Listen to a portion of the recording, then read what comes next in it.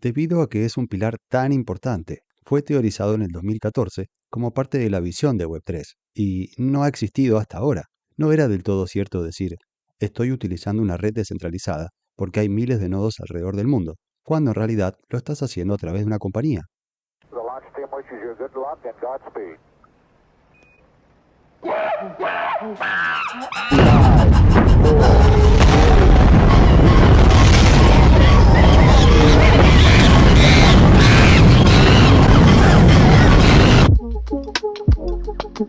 Space Monkeys, despegando con Jonathan Dunn de Talismán. Estamos aquí para llegar al fondo de los light clients. ¿Qué son? ¿Cómo funcionan? ¿El opuesto de clientes livianos es pesados o es oscuros? Vamos a contestar todo ello hoy. John, gracias por volver al programa. Gracias por invitarme.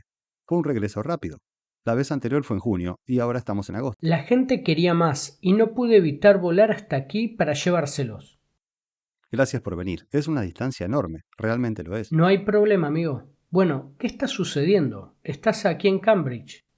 Estamos en Cambridge por dos razones. Es como el back-end de la Academia de Desarrolladores de Substrate, o como la primera edición de la misma llevada a cabo por Parity, y también se han dado algunos workshops de parte de ellos para los equipos de Parachain e infraestructura del ecosistema. Entonces han sido unos días intensos, pero valió la pena haber venido. Hemos visto recientemente que Gavin Wood retuiteó tu charla en el Decode, donde anunciabas la integración de Light Clients dentro de Talismán, pero simplemente no lo entiendo, no sé cómo explicarlo a otras personas, no sé cómo informarlo. Entonces, ¿podríamos empezar por lo básico? ¿Qué es lo opuesto a un Light Client? Creo que podemos decir que es un cliente normal, como el nodo completo de una blockchain. Cumple con todos los roles que un nodo debe realizar en la red. ¿Almacenamiento, consenso y comunicación o networking? Networking, exacto. Estas redes son un grupo de diferentes computadoras y agentes alrededor del mundo que deben estar de acuerdo con ciertas cosas. Deben realizar un cierto tipo de consenso. Deben ser capaces de comunicarse entre ellas y almacenar la información sobre la que estuvieron de acuerdo. Pero este proceso es muy intenso y costoso. Ok, requiere un hardware y un conocimiento Sí, especializado. y a veces tal vez quieres decir, ok, que uno de estos nodos o agentes cumpla solo algunas de esas tareas, volviéndolo más versátil y capaz de realizar o tener características especiales, que son muy útiles en diferentes formas. ¿Cuáles serían esas tareas especiales que queremos de alguna manera separar del nodo completo? Los light clients son un concepto realmente muy común en blockchain y cripto. Usualmente son utilizados para el envío de mensajes o el networking entre cadenas. Snowbridge, este puente de Ethereum a Polkadot, está usando light clients para enviar mensajes. Cosmos también está haciendo algo con light clients, buscando replicar el XM.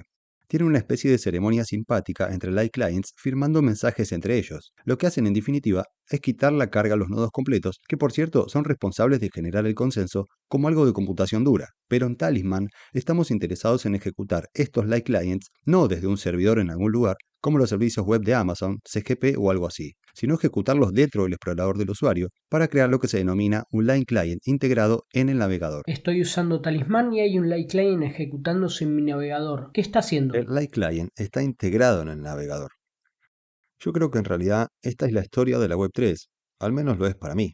Si nos trasladamos hacia atrás a lo que Gavin Wood posteó en su blog, que es la Web3, allá por el año 2014, de alguna manera explica esta reingeniería de Internet con la premisa de que los servicios que utilizábamos eran poco transparentes u opacos. Ya sabes, es como que estaríamos en una interfaz gráfica de usuario, presionando botones, interactuando con diferentes cosas, y en algún momento enviaríamos información que va a esta especie de caja negra. Realmente no sabemos a dónde fue esa información, quién tiene acceso a ella, qué otras partes de información se le agregaron o quitaron en el proceso, es decir, cómo cambió, y existía una incapacidad para chequear qué sucedía con nuestra privacidad o información al utilizar estos servicios de Internet, ¿cierto? Entonces, una de las motivaciones de la Web3 es transformar esto en algo más verificable y transparente. De hecho, creo que en el posteo original había dos nombres para la Web3. Uno era Web3, por supuesto, y el otro era la Internet post-Snowden o la post-Snowden Web. De alguna manera se articula con el significado de la motivación, la reingeniería de los servicios que tenemos. Volviendo al posteo, había 4 pilares o características que debíamos enfocar para crear un entorno de aplicación que nos permita construir servicios que sean más transparentes en una escala de verificar y confiar, yendo más hacia la verificación y menos hacia la confianza, debido a que tú no tienes que confiar en el proveedor de servicios y uno de estos 4 pilares era una especie de navegador integrado. Lo que sea que estoy usando, ya sea mi teléfono o mi ordenador, forma parte de estas redes, en una manera en la que puedo ver que la información que envío no va a sufrir ninguna modificación o argumentación de ningún tipo antes que llegue al servicio que quiero utilizar. Los nodos RPC, ¿qué sucede allí? ¿Alguien los maneja? Esto es lo que llamarías nodo pesado. Simplemente se ejecuta en una computadora en alguna parte del mundo. ¿Y eso es peligroso? ¿Por qué alguien controla ese hardware y tiene acceso a esa información? Bueno, para que tú puedas enviar tu transacción a la red, primero se la debes enviar a ellos, y luego ellos la cargan en la red. En mi nombre, tal vez decidan no hacerlo algún día. Sí, o tal vez decidan insertar una transacción de ellos delante de la tuya para obtener una ganancia propia. O tal vez decidan enviar tu información a alguien más, para que este tercero pueda hacer algo con ella antes de cargarlo a la red. Y no es del todo transparente.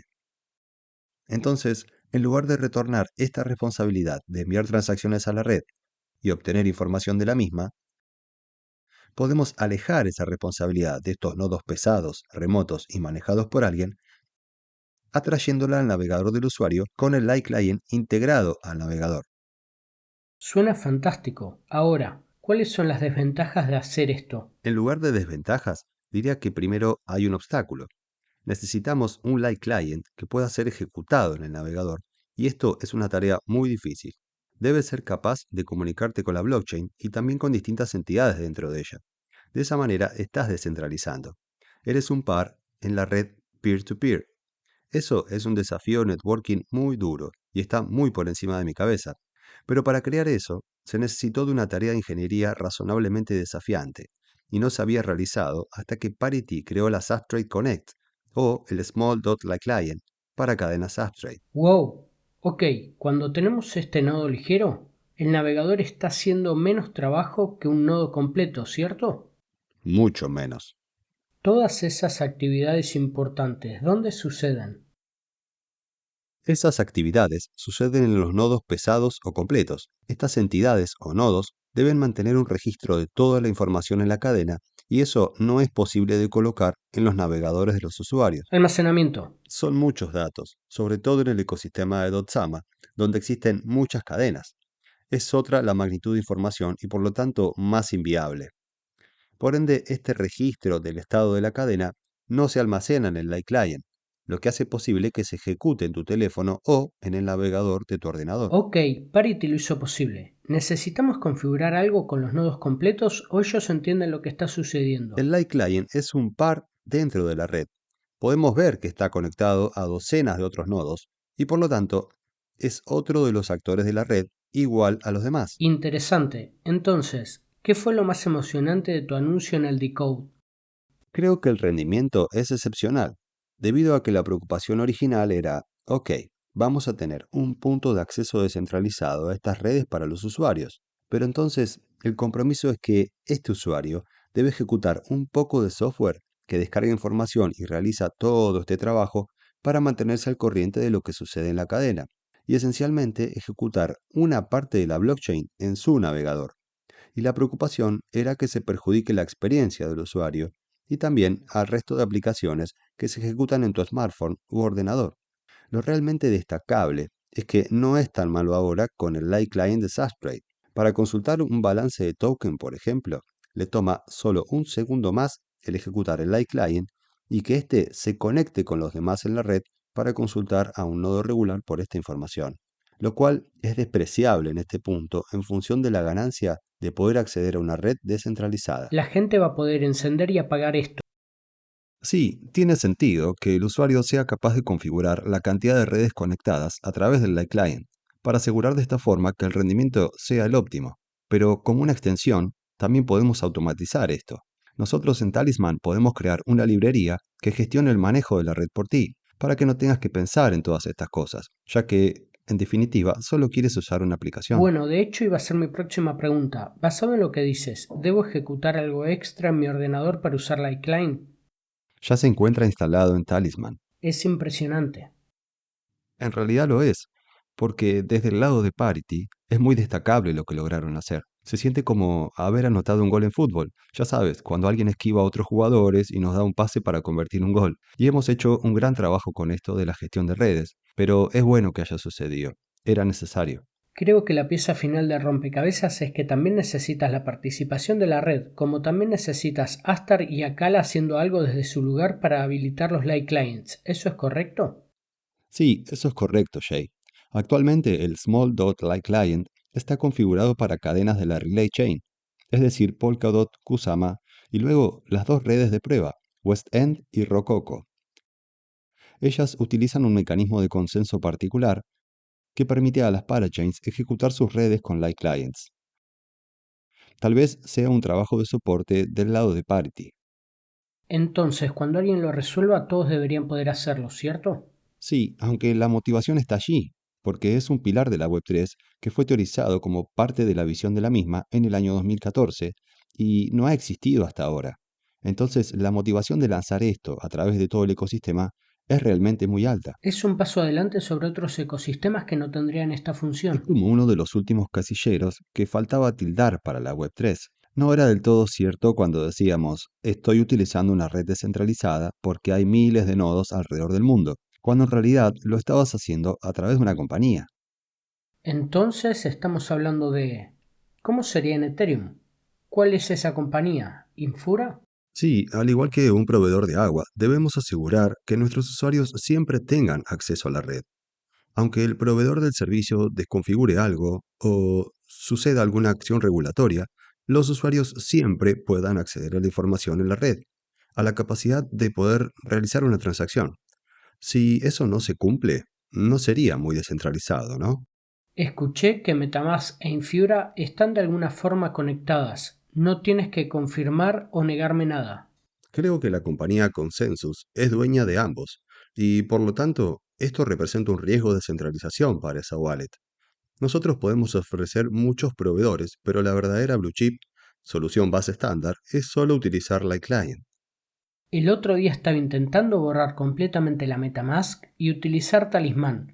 Estuve muy cerca, pero lo único que no podía hacer era Ledger, de una cuenta EVM. Tal vez esté en camino.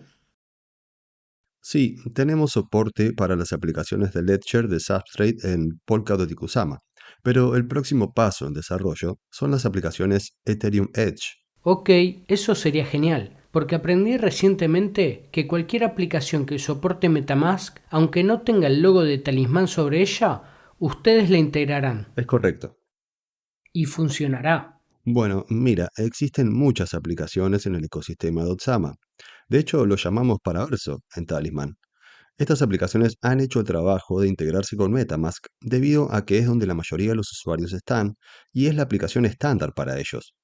Pero para un usuario que posee activo Substrate que desea puentear a EVM para usar una DApp allí, tiene sentido que esté todo en una sola wallet. Y para ello debes trabajar, como decimos nosotros, fuera de la caja. Y por esta razón puedes solo asegurarte de tener Talisman instalada, MetaMask no instalada. Tenemos seteada una bandera por defecto en la wallet. Y si te diriges a conectar MetaMask, Talisman aparecerá y funcionará como una integración totalmente normal. Aunque la aplicación no sepa que Talismán Sí, sí, existe. una integración normal. El otro cambio que realizaron recientemente es organizar por activos en lugar de por cadenas. Creo que hoy existe una tendencia a sumar nuevas funciones y expandir al máximo la capacidad de tu producto, pero esto puede terminar confundiendo al usuario en el ámbito de la experiencia. Debes volver todo hacia atrás y repensar el concepto. Esto fue lo que hicimos con la vista al portafolio.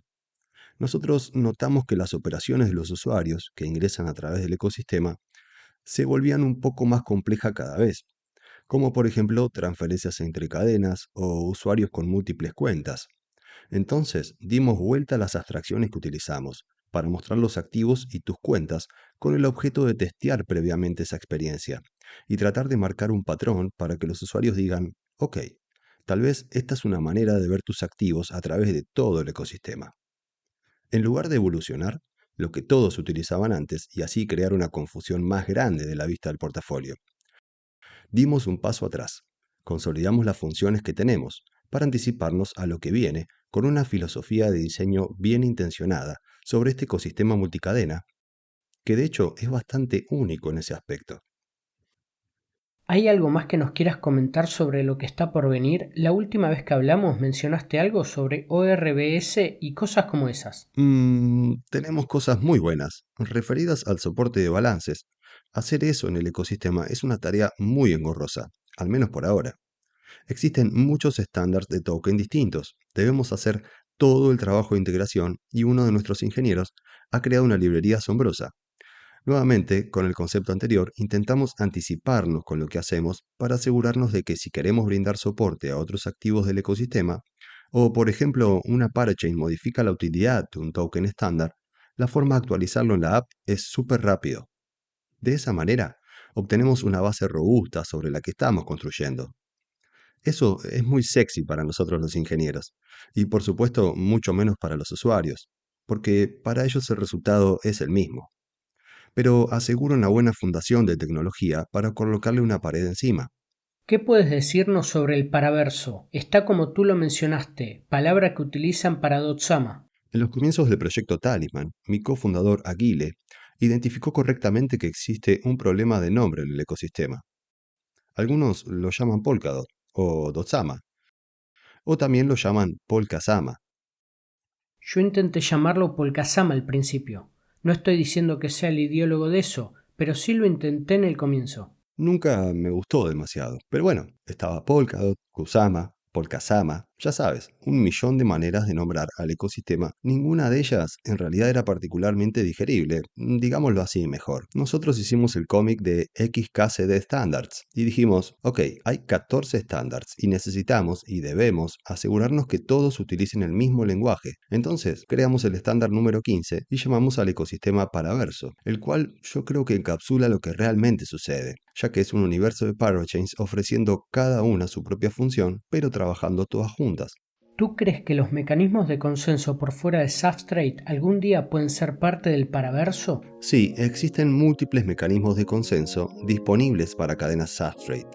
La Relay Chain tiene uno y las Parachains otro. El kit de herramientas de Substrate, al igual que Blockchain, es muy versátil, ya que existen múltiples mecanismos de consenso dentro del paraverso, y eso es muy impresionante. Ok, pero lo que estoy preguntando es, ¿Near, Cosmos, Ethereum, pueden ser ellos parte del paraverso algún día? No creo que realmente exista una limitación técnica en eso. Interlay está haciendo un buen trabajo puenteando Bitcoin a Substrate. Hasta donde yo entiendo, puede ser complicado, pero no existe limitación para incluir estos ecosistemas de una manera significativa. Tal vez sea un problema de coordinación o haya que objetar a estos ecosistemas que compiten entre ellos para que comiencen a trabajar juntos. Pero estamos logrando eso con más y más puentes. Sí, me encantan los puentes, son increíbles. También son traicioneros. Genial, John. Muchas gracias por darnos la entrevista.